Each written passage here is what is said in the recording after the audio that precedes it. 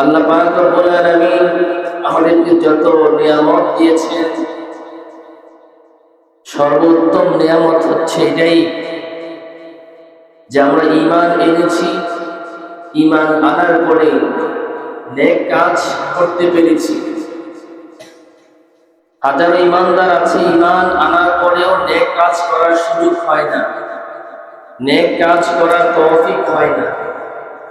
এজন্য আল্লাহ পাক রব্বুল আলামিন যে আমাদেরকে নেক কাজ করার সুযোগ করে দিয়েছে, তৌফিক দিয়েছে, এটা আল্লাহ তাআলার অনেক বড় একটি নিয়ামত। এজন্য নেক কাজের পরিধি বাড়ানো, শুকরিয়া আদায় করব কি বলে, একটা নেক কাজ করার পর ফিকির করা, চেষ্টা করা আরেকটা নেক কাজ কিভাবে করা যায়। যদি একটা নেক কাজ করার পর আমার মধ্যে অহংকার চলে আসে, আমার মধ্যে গর্ব চলে আসে, তাহলে যেই নেক কাজ আমি করতে পারলাম একটা সময়ে এটাও আমার কাছ থেকে ছিনিয়ে নেওয়া। অনেক ঈমানদার আছে একসময় নামাজ পড়তো, এখন আর নামাজ পড়ে না। অনেক ঈমানদার আছে একসময় হালাল হারাম পার্থক্য করে চলতো, এখন সে হালাল হারাম আর পার্থক্য করে না। এরকম হাজার ঈমানদার আছে যারা আগে ভালো কাজ করতো, এখন ভালো কাজ ছেড়ে দিয়েছে। তার কারণ হচ্ছে যে আল্লাহ যে আমাকে ভালো কাজ, নেক কাজ করার তৌফিক দিয়েছে, এর সুযোগই আমি আদায় করি নাই। এজন্য সেই তৌফিকটুকু আল্লাহ আমার কাছ থেকে ছিনিয়ে দিয়েছে। দুনিয়া কামাই করা, ধন সম্পদ কামাই করা, এটা সবাই করতে পারে, সবাই করে। যারা শিক্ষিত তারাও টাকা পয়সা কামাই করে, যারা অশিক্ষিত তারাও তো কামাই করে। যারা ঈমানদার তাদের ধন সম্পদ আছে, যারা বেঈমান কাফের তাদেরও ধন সম্পদ আছে। ধন সম্পদ বৃদ্ধি হওয়া, কামাই করা, এটা তো অবশ্যই আল্লাহ তাআলার তৌফিকের বিষয়, কিন্তু নেক কাজ করা, ঈমানদার ঈমান আনার পরে ঈমানের উপর অটল থাকা এবং প্রতিটা মুহূর্তে নেক কাজের ফিকির করা, এটা আল্লাহ তাআলার অনেক বড় নিয়ামত। এজন্য আমরা যারা 5 ওয়াক্ত নামাজ নিয়মিত আদায় করতে পারি, আমাদের ফিকির থাকবে যে এই আমলের পরিধি কিভাবে বাড়ানো যায়। ফরজ আমলগুলি করার পরে চেষ্টা করতে হবে নফল ইবাদত কিভাবে বাড়ানো যায়, কিভাবে জিকির আজকার বাড়ানো যায়। সামনের দিকে যখন আপনি আগাতে থাকবেন তখন পেছনের কাজগুলি সহজ হবে।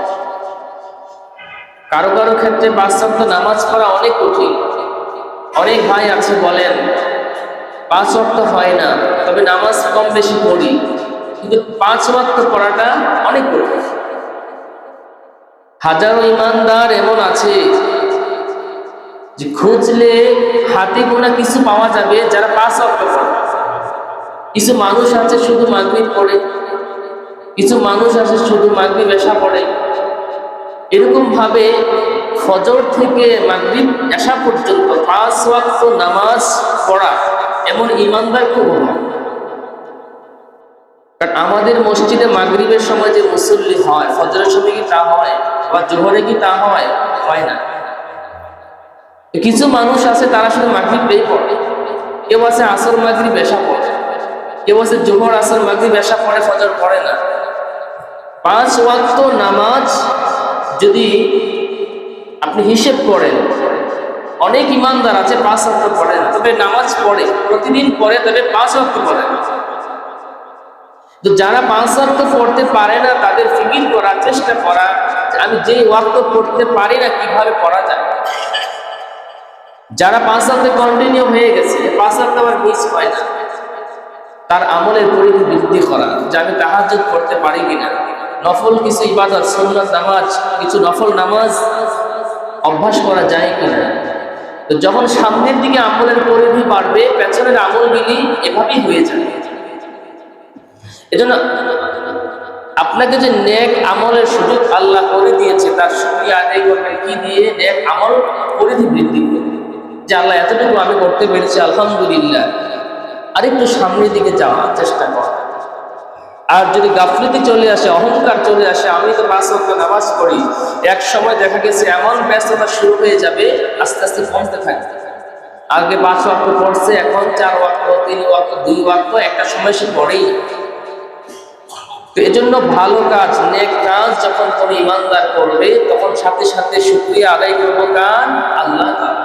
আল্লাহ আপনি তৌফিক দিয়েছেন বলেই আমি নামাজ পড়তে পেরেছি, আপনি তৌফিক দিয়েছেন বলেই আমি এই সৎ কাজ আমল, নেক আমল আমি করতে পেরেছি। এজন্য ইমানদার, এখন ইমানদারের পূর্ণ পরীক্ষা চলতেছে না, কনকনে ঠান্ডা, প্রচুর শীত। এই সময়ে যারা ফজরের নামাজ পড়তে পারে তারাই তো উত্তম জিহাদকারী, তারাই তো মুজাহিদ। নফসের সাথে জিহাদ তো বড় জিহাদ। কেউ কেউ আছে কারেন্ট নাই, গরমকাল, ঘুমাইতে পারি নাই, আজান দিচ্ছে, আচ্ছা নামাজটা পড়লে। আর এখন এই শীতের মধ্যে ঠান্ডা পানি দিয়ে উঁচু করে নামাজ পড়া অনেক কঠিন। ইমানদারের পরীক্ষা তো এখন চলতেছে। কয়জন ইমানদার আছে উত্তীর্ণ হতে পেরেছে? এই ঠান্ডার মধ্যে কয়জন আছে মসজিদে এসে নামাজ পড়ে, ফজরের নামাজ? তো এজন্য ইমানদার চেষ্টা করতে হবে আমার নামাজটা যেন আমার কন্টিনিউ হয়।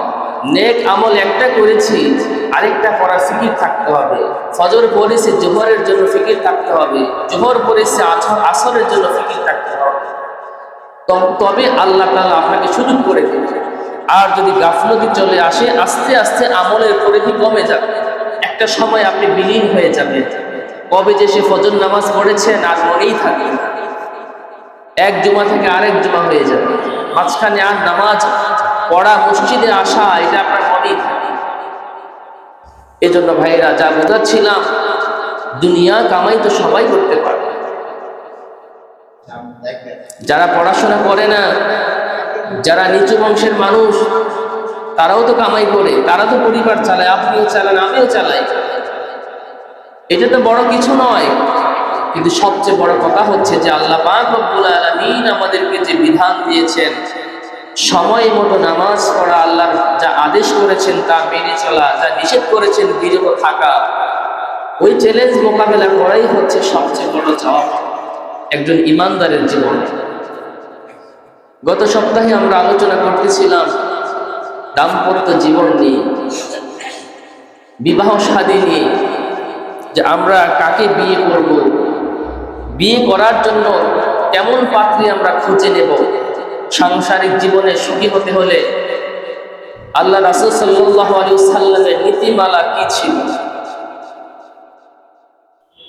আমরা যে বিষয়গুলি দেখে বিয়ে করি, এক নাম্বার হচ্ছে সম্পদ দেখে বিয়ে করা।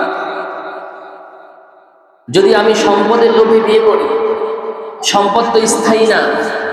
আমার স্ত্রীর সম্পদ, টাকা পয়সা পেয়ে আমি বিয়ে করলাম, ধরেন 5 লাখ টাকা আমাকে দিল, এই বিনিময়ে আমি বিয়ে করলাম।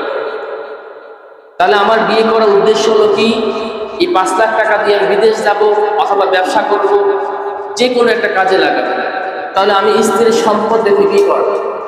হঠাৎ করে সম্পদ আমার বিলীন হয়ে গেল, ব্যবসা করতে গেলাম লস খাইলাম, বিদেশ যাইতে গেলাম মাইর পেলাম, টাকা হয় না। তাহলে এই দাম্পত্য জীবন কি আর টিকে? আর এই দাম্পত্য জীবন আর টিকে। যদি আমি সৌন্দর্য দেখে বিয়ে করি, মানুষের সৌন্দর্য স্থায়ী নয়। একজন মানুষ এখন সুস্থ আছে, ভালো আছে, দেখতে অনেক সুন্দর, কিছুদিন পর সে অসুস্থ হয়ে গেল, কোন ঘটনাক্রমে তার সৌন্দর্য নষ্ট হয়ে গেল, এই সংসার আর টিকবে না। এজন্য আল্লাহ রাসূল বলেন, দিন দেখে বিয়ে করো, দিনদারিকে তোমরা প্রাধান্য দাও। যদি কোনো মানুষের মধ্যে দিন থাকে, ইসলাম থাকে, মৃত্যু পর্যন্ত তার মধ্যে দিন থাকবে, এটা কখনো বিলীন হয় না।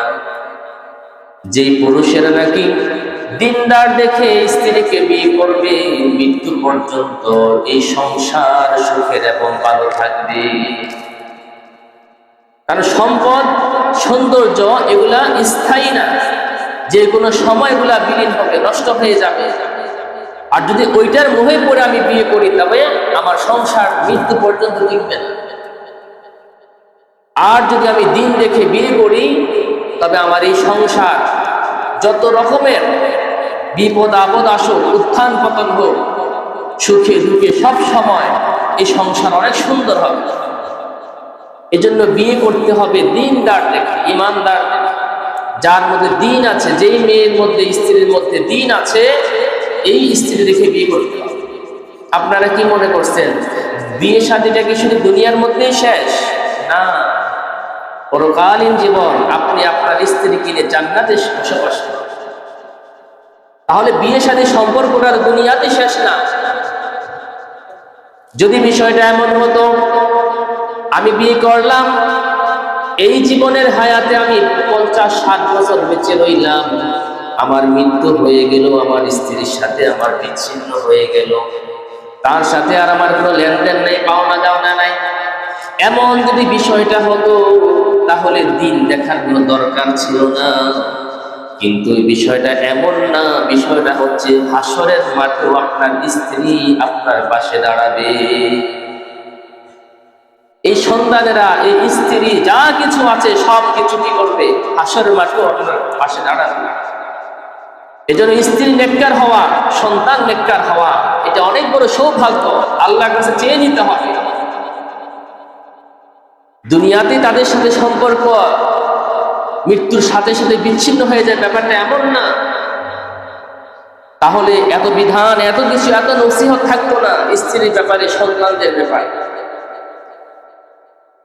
এজন্য আমরা যারা স্বামী আছে, যাদের ঘরে স্ত্রী আছে, আমরা তো সারা জীবন স্ত্রীকে নসিহত করি, স্বামীর কথা মানতে হবে, স্বামীর অবাধ্য হওয়া যাবে না, স্বামীর পায়ে যে স্ত্রী বেহেশত, এরকম বহুত কথা আমরা শুনি। কিন্তু আমি যে স্বামী, আমার কি কর্তব্য, এগুলো তো আমাকে জানতে হবে। কারণ একটা মেয়ে বিয়ের আগ পর্যন্ত তার দায় দায়িত্ব সব থাকে তার বাবা মার উপর। বিয়ের পর তার সব দায় দায়িত্ব চলে যায় স্বামীর উপর, আর স্বামী মারা গেলে তখন চলে যায় সন্তানের উপর। তো আপনার স্ত্রীকে যখন আপনি নিয়ে আসছেন, তখন তার ভালো মন্দ, দায় দায়িত্ব সব কিছু তো আপনার।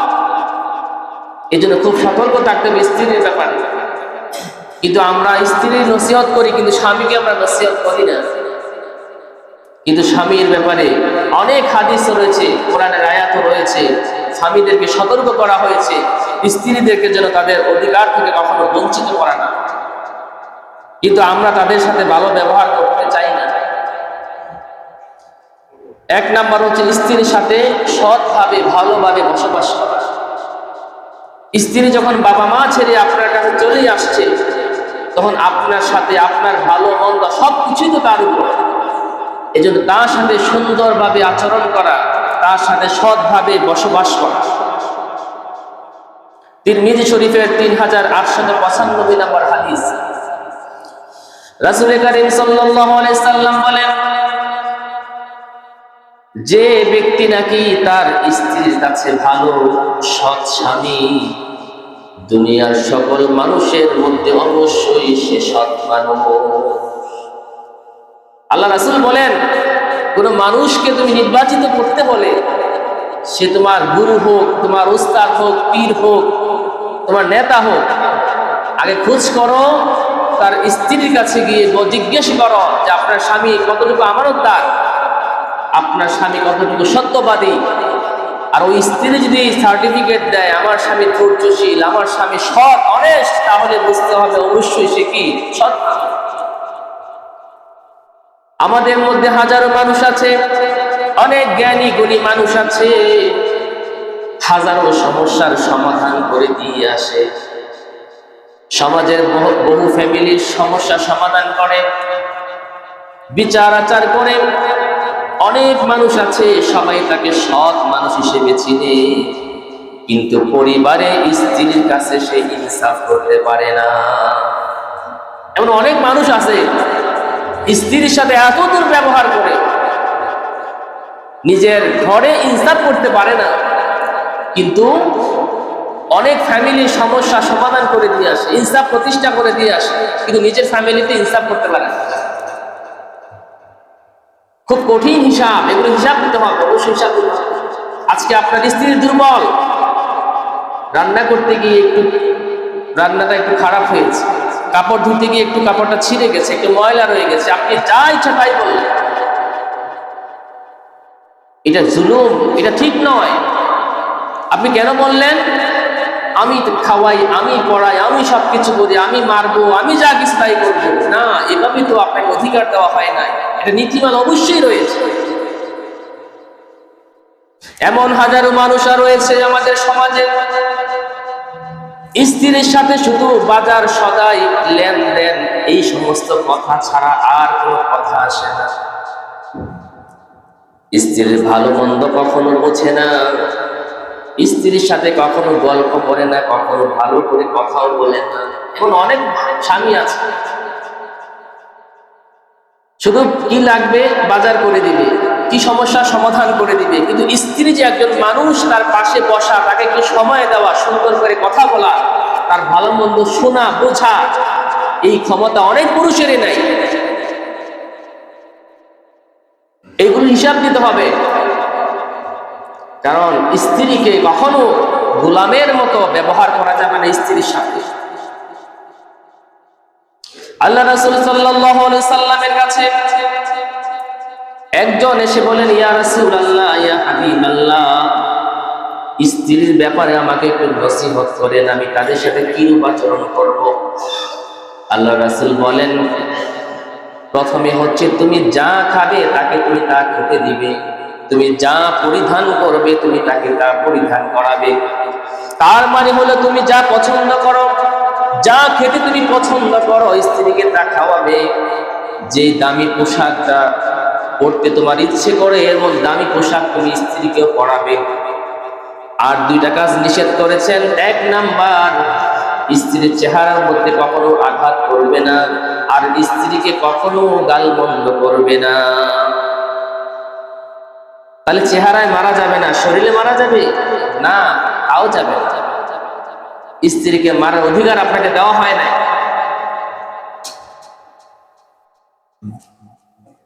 কাজ করতে গেছে, হঠাৎ করে হাত থেকে কাছের জিনিস পড়ে ভেঙে গেছে, গ্লাসটা পড়ে ভেঙে গেছে, কিন্তু আপনি এমন গালাগালি করলেন, তার 14 গোষ্ঠী উদ্ধার করলেন। তোর বাপের বাড়ি থেকে আইনা দিবি, তোর বাপে কিনছে, আমি কষ্টে টাকা দিয়ে কিনছি, কেন ভাঙলি? এরকম হাজারো খারাপ আচরণ আমরা স্ত্রীর সাথে করে থাকি। তো এইগুলি করা যাবে না। আল্লাহ রাসূল নিষেধ করেছেন যে না, স্ত্রীর সাথে এমন আচরণ তোমরা কখনোই করবে না। তাকে অবশ্যই তুমি সহযোগিতা করবে, তুমি যা খাবে তাকে তা খাওয়াতে দেবে, তুমি যা পরিধান করবে তাকেও তা কিনে দেবে। আর কখনোই ইচ্ছে মতো তাদেরকে গালাগালি করবে না, তাদের উপরে প্রহার করবে না, আঘাত করবে না। অধীনস্থ ঠিক আছে, কিন্তু তাদেরকে নসিহত করতে হবে। তাহলে কি করব আমরা? আল্লাহ রাসূল বলেন তাদেরকে নসিহত করা, বেশি বেশি তাদেরকে নসিহত করা। যদি আপনার স্ত্রীর ধর্মীয় জ্ঞান না থাকে, তাকে ধর্মীয় জ্ঞান শেখানোর ব্যবস্থা করা। যদি সে নামাজ পড়তে না চায়, তাকে নামাজের জন্য বারবার আদেশ করা। যদিও সে অন্য কোনো ভুলের মধ্যে থাকে, ওখান থেকে তাকে নসিহত করে ফেরা। আল্লাহ রাসূল বলেন স্ত্রীদেরকে বানানো হয়েছে পাঁজরের হাড় দিয়ে, বাঁকা হাড় দিয়ে।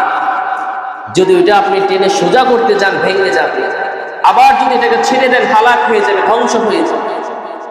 এজন্য বেশি বেশি করে নসিহত করা, বেশি বেশি করে তাকে বোঝানো, তাকে গালিগালাজ করে নয়, তার সাথে সম্পর্ক করে, তার সাথে প্রেম ভালোবাসা দিয়ে তাকে বুঝিয়ে সৎ পথে আনা। কিন্তু তাকে গালাগালি করে, তারকে প্রহার করে, আঘাত করে তাকে কখনো ভালো করা যাবে না। আর এই আদেশ আপনাকে, এই অধিকার আপনাকে দেওয়া হয়। এই জন্য স্ত্রীদের ব্যাপারে আমাদের সতর্ক থাকতে হবে। হাজারো ফ্যামিলি এমন আছে, সবকিছু ফ্যামিলি ঠিক থাকে, স্ত্রীর কাছে গিয়ে আর কিছু থাকে না। খাবার খাইতে গিয়েও দেখবেন আপনার স্ত্রী, খেয়াল করবেন যে একজন মা যখন পুরা সংসার মেনটেন করে খাবার দাবার শেষ করে দিয়ে, তার একটা মাছের টুকরাও তার জুটে না। ঝোল দিয়ে কোন রকমে সে খাবার সেরে নেই, অথচ সবকিছু আয়োজন সেই নিজেই করেছে, তারপরে সে সন্তুষ্ট। সন্তানদেরকে সুন্দর জামা কাপড় কিনে দেয়, স্বামীও জামা কাপড় কিনে ভালো স্ত্রীকে দেয় না। এমন অনেক ফ্যামিলি আছে। অনেক অধিকার থেকে আমরা তাদেরকে বঞ্চিত করি। তারা কেন? তারা দুর্বল। বেশি কিছু বললে কি বলি আমরা? বাপের বাড়িতে আন, বাপের বাড়িতে যান। এরা অসহায়, এই অসহায়ত্বের সুযোগ নিয়ে আমরা নানান ভাবে তাদের উপরে জুলুম করে থাকি। এটা করা যাবে না। তাহলে তাদের উপরে আপনাকে রহমের হাত বাড়িয়ে দিতে হবে। আপনার অধীনস্থ বলে আপনি তাদেরকে কখনোই কষ্ট দেওয়া, তাদের থেকে বিরত থাকতে হবে। এই সমস্ত কনসেপ্ট মাইন্ড আপনাকে চেঞ্জ করতে হবে। তাহলে আপনার পরিবারে সুখ শান্তি আসবে। আর যদি আপনি এই দায়িত্ব পালন করতে না পারেন, ওই নীতিমালা আপনার মধ্যে না থাকে, তাহলে এই সংসারে কখনো সুখ হয় না। সংসারের মধ্যে রাজনীতি চলে। সন্তান 4 জন হলে 2 জন বাপের পক্ষে, 2 জন যায় মায়ের পক্ষে, এমন রাজনীতি হয়ে যায়। এটা করা যাবে না। বাবা মা বাবা মাই, সন্তান সন্তানই। এই জন্য বাবা মা কখনো সন্তানের সামনে ঝগড়াও করবেন না, গালাগালিও করবেন না।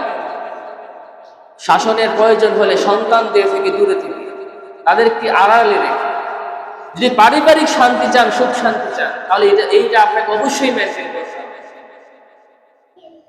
আর যদি আপনি এই নীতিমালা ফলো না করেন, তাহলে সংসার ভাঙবেই, সংসার অশান্তি লেগেই থাকবে। পাড়া প্রতিবেশীরা এসে বিচার করে করে আপনার সংসারকে জোড়া লাগানোর চেষ্টা করে। এমন আছে না অনেক ফ্যামিলি, স্বামী স্ত্রীর ভুল ভ্রান্তি, ভালো মন্দ যা কিছুটা গোপন থাকবে, অথচ স্বামী স্ত্রী সামান্য বিষয় নিয়ে ঝগড়া করে, কিন্তু কি করে পাশের বাড়ির লোকজন ডেকে আনে। স্বামীর বাড়ির লোকজন, স্ত্রীর বাড়ির লোকজন এসে কি করে হাউজে বসে, তখন কি হয়, স্বামীকে প্রশ্ন করে, স্বামী তার অনেক গোপনীয় কথাও সে কি করে বলতে বাধ্য হয়, স্ত্রীও তার গোপনীয় কথা বলতে বাধ্য হয়। তখন স্বামী আর স্ত্রীর মধ্যে কোনো প্রাইভেসি থাকে না। তাহলে আল্লাহর রহমত থাকবে কিভাবে বলেন? পবিত্র কোরআনে আল্লাহ তাআলা বলেন, স্বামী স্ত্রী সম্পর্কটা হচ্ছে এমন, হুন্না লিবাসুল লাকুম ওয়া আনতুম লিবাসুল লাহুন। স্বামী স্ত্রী এমন হবে, একে অপরের পোশাক স্বরূপ হবে। পোশাক যেমন গায়ের সাথে লেগে থাকে, পোশাক যেমন আমাদের সবচেয়ে নিকটে থাকে, তদ্রূপ ভাবে স্বামী স্ত্রী হবে পোশাকের মতো।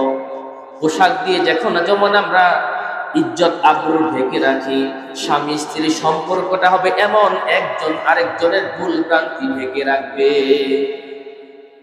স্বামী স্ত্রী একজন অপরের ভুল ভ্রান্তি কি করবে? ঢেকে রাখবে, সংশোধন করে দেবে। স্বামীর ভুল হতে গেলে স্ত্রীকে তাকে টেনে ধরবে, যেটা তুমি ভুল করতেছো। আবার যখন স্ত্রী ভুল করবে, স্বামী টেনে ধরবে, লোক সমাজে তাকে লজ্জিত করবে না। কিন্তু আমরা কি করি? স্ত্রী কিছুতে কিছু হলেই বাবা মাকে ডেকে আনি, ভাই বোনকে ডেকে আনি, বিচার শুরু করে দিই। আল্লাহ রাসূল বলেন, তুমি যে তোমার স্ত্রীর সাথে এমন দুর্ব্যবহার করো, এমন ভাবে আচরণ করো, দিনের বেলায় তুমি তার নামে বিচার বসাইলা, তার হাজারো গোপন কথা, ভুল ত্রুটিগুলো তুমি মানুষের সামনে তুলে ধরলা, তাকে ইচ্ছে মতো তুমি বেইজ্জতি করলা, মানুষের সামনে তাকে লজ্জিত করলা। রাতের বেলা তুমি ওই স্ত্রীর পাশে কিভাবে ঘুমাইলা? তখন লজ্জা করবে না? যেই স্ত্রীর দুষ্ত্রুটি আমি মানুষের সামনে তুলে ধরলাম, বাবা মার সামনে তুলে ধরলাম, সমাজের মানুষকে জানাইলাম, কিন্তু আবার ওই দিন রাতেই আমি স্ত্রীর পাশে কিভাবে ঘুমাবো, তখন কি আমার লজ্জা করবে না? এই জন্য স্ত্রীর ভুল ভ্রান্তি এগুলো ঢেকে রাখেন। এগুলো আপনারই সম্মান, আত্মসম্মান। ভুল হবে, সংশোধন করেন, নসিহত করেন। আল্লাহ রাসূল সাল্লাল্লাহু আলাইহি সাল্লাম বলেন, ওই স্বামীর উপর আল্লাহ তাআলার অসংখ্য অগণিত রহমত নাজিল হয়ে যায়, যেই স্বামী ফজরের সময় ঘুম থেকে ওঠে, আর যখন দেখে স্ত্রী ঘুমিয়ে আছে, স্ত্রীকে ডেকে বলে, তুমি ওঠো, নামাজের সময় হয়েছে।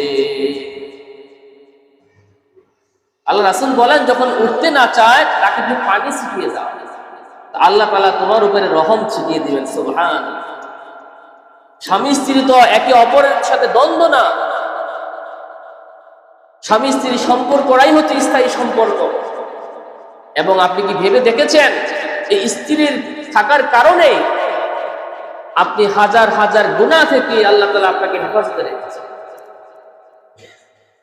কারণ অনেক কবিরা গুনাহ থেকে আমরা বেঁচে থাকি স্ত্রী থাকার কারণে। আপনার সব কিছু আছে, স্ত্রী পাশে নাই, আপনার গুনাহ হয়ে যাবে। স্ত্রী পাশে থাকলে অনেক হাজার গুনাহ আছে, এ থেকে আপনি বিরত থাকতে পারবেন। তাহলে স্ত্রী আপনাকে কতটুকু উপকার করলো বলেন? সাংসারিক কাজ বাদ দিলাম, সন্তান জন্ম দেওয়া, সংসারে কাজকর্ম করা, সব কিছু যদি রেখে দেন, আর যদি আপনি জান্নাতের দিকে তাকান, জান্নাতে যাওয়ার জন্য আপনার স্ত্রী সকাল থেকে সন্ধ্যা, সন্ধ্যা থেকে সকাল পর্যন্ত আপনাকে কত সহযোগিতা করে। আপনার স্ত্রী যদি আপনার পাশে না থাকতো, পর নারীর দিকে আপনার আসক্তি চলে আসতো, চোখ দিয়ে কত গভীর কবিরা গুনাহ করতেন, নফস দিয়ে কত গুনাহ করতেন, হাজার হাজার কবিরা গুনাহ থেকে ওই স্ত্রীর মাধ্যমে আল্লাহ আপনাকে বিরত রাখে। স্ত্রীর মতো বন্ধু, স্ত্রীর মতো আপন কি আর কেউ পৃথিবীতে আছে বলেন? আপনার বন্ধু আপনার পাশে কতক্ষণ থাকবে? আপনার বাবা মা আপনার পাশে কতক্ষণ থাকবে? অনেক মানুষ, অনেক পুরুষ আছে ইনসাফ করতে পারে না, সে স্ত্রীর উপর জুলুম করে বাবা মার কথা শুনে, স্ত্রীর উপর জুলুম করে ভাই বোনের কথা শুনে। কিন্তু আজকে আপনি বিছানায় পড়েন, আপনার পাশে দেখবেন স্ত্রী ছাড়া আর কেউ নাই। এজন্য স্ত্রীকে ওইভাবে গড়ে তুলতে হবে। কিন্তু আমরা কি করি? স্ত্রীকে প্রথম এমন সুযোগ তৈরি করে দিই, করতে করতে যখন লাইনচ্যুত হয়ে যায়, তখন আমরা তাকে টেনে ধরি, তখন আর পেছনে আসার আর সুযোগ থাকে না। আপনি বলবেন যে হুজুর আমার স্ত্রীর কথা শুনে না, হাজারো চেষ্টা করেছি কিন্তু কোনো কাজ হয় না। হবে কিভাবে? কাজ হওয়ার আগেই তো আপনি গলত করে ফেলেছেন। এজন্য স্ত্রীকে এতটা সুযোগও দেওয়া যাবে না, আবার এতটা কঠিনভাবে তার কাছে হিসাবে নেওয়া যাবে না। অনেক বিষয় আছে দেখে না দেখার বান্ধব, তাকে সংশোধন করার চেষ্টা করতে হবে। মনে রাখবেন, আপনার স্ত্রীর সম্পর্কটা আপনার শুধু দুনিয়াতেই শেষ না। এই স্ত্রীর আমানত, স্ত্রীর সব কিছুর জন্য আপনি অবশ্যই কাঠগড়ায় দাঁড়াবেন। এই জন্য স্ত্রীর প্রাধান্য দিবেন। আল্লাহ রাসূল বলছেন, তারা তোমার দাসী না, তারা তোমার অর্ধাঙ্গিনী। কারণ দুই চাকা যখন সমান হয় তখন কি সামনে গাড়ি চলে, একটা চাকা বড় একটা ছোট হলে গাড়ি ঘুরতে থাকবে আর সামনের দিকে আগাবে না। স্ত্রীকে আপনি সেই মর্যাদা দিয়ে আপনার সমমান করবেন, তখন সংসার জীবন কি সাংসারিক চাকা সচল থাকবে, সামনে আগাবে। আর স্ত্রীকে যদি আপনি কোনো বিষয়ে প্রাধান্যই না দেন, মূর্খ বলে গালি দেন, নানান রকমের নানান কথা বলেন, তো আপনার সংসার সামনে আগাবে না, শুধু ঘুরবে আর ঘুরবে। তখন আপনি কি করবেন? এই কষ্ট বন্ধুর কাছে শেয়ার করবেন, ভাইয়ের কাছে শেয়ার করবেন, বিভিন্ন মানুষদের কাছে শেয়ার করবেন, কিন্তু সমাধান পাবেন না। আজকে পরকীয়া আসক্তি হয় মানুষ কি কারণে? স্ত্রীর দুর্ব্যবহার। তখন এক ভাবির সাথে আলাপ করে, এক আপার সাথে আলাপ করে, আলাপ করতে করতে সান্ত্বনা পেতে পেতে একসময় আসক্তি হয়। কিন্তু আপনার সেই কথাগুলি আপনার স্ত্রীর কাছে বলতে পারেন না। এরকম হাজারো স্বামী স্ত্রী আছে, স্বামীর মনের দুঃখ কষ্ট ভালো মন্দ স্ত্রীকে বলতে পারে না, আর স্ত্রীর কথা স্বামীকে বলতে পারে না, কিন্তু একই বিছানায় ঘুমাচ্ছে। তাহলে সম্পর্কে কতটা দূরত্ব! এই কারণে আজকে সামাজিকভাবে অশান্তি, সাংসারিকভাবে অশান্তি, ছেলে মেয়েগুলো অবাধ্য হচ্ছে, মানুষ হয়। এজন্য স্ত্রী বাছাই করাও যেমন গুরুত্বের সাথে করতে হবে, ঠিক তদ্রূপভাবে স্ত্রীকে পরিচালনা করাটাও আপনার জন্য অবশ্যই অবশ্যই দায়িত্ব। তবে দিনের উপর রাখার চেষ্টা করতে। স্ত্রীর যদি দিনদার নাও হয়, ধর্মীয় নাও থাকে, স্ত্রীকে এনে তারপরে আপনি আপনার মতো করে তাকে গড়ে তুলতে হবে। আর স্ত্রীকে কখনো দাসীর মতো মনে করা যাবে না, স্ত্রীকে সম্মান দিতে হবে, তাদেরকে তার পাওনা, তার অধিকার তাকে বুঝিয়ে দিতে হবে। প্যারে হাজিরিন, এই সাংসারিক বিষয় নিয়ে আরো অনেক কথা আছে, কারণ আমাদের প্রত্যেকটা সংসারে এখন অশান্তি। আপনি দেয়াল দিয়ে ঘর বানাবেন ঠিক আছে, সবকিছুই করবেন ঠিক আছে, কিন্তু স্ত্রীর সাথে যদি সম্পর্ক আপনার ঠিক না থাকে, তাহলে এই রাজপ্রাসাদ, এই বাড়ি গাড়ি সবকিছুই আপনার। তখন এই কষ্ট নিতে নিতে নিতে অনেক মানুষ আছে পারিবারিক অশান্তির কারণে আত্মহত্যা করে। তো এই জন্য প্যারে হাজিরিন, আমরা সকলেই চেষ্টা করব যেন আমরা যারা বিবাহ করি নাই, একজন দিনদার মেয়ে দেখে বিয়ে করার চেষ্টা করব। আর যারা আমাদের স্ত্রী আছে, আমরা খেয়াল করব তাদের অধিকার যেন তারা পরিপূর্ণ পায়, এ থেকে যেন তারা বঞ্চিত না হয়। যদি আপনার কাছ থেকে আপনার স্ত্রী বঞ্চিত হয়, সে এখন কিছু বলবে না, সে দুর্বল, কিন্তু হাসরের মাঠে সে পুঙ্খানুপুঙ্খানুভাবে আপনার কাছ থেকে অবশ্যই সে হিসাব নিয়ে। এজন্য আল্লাহ তাআলা আমাদের প্রত্যেকের স্ত্রীদেরকে নেককার বানায় দেখ, বলি আমিন।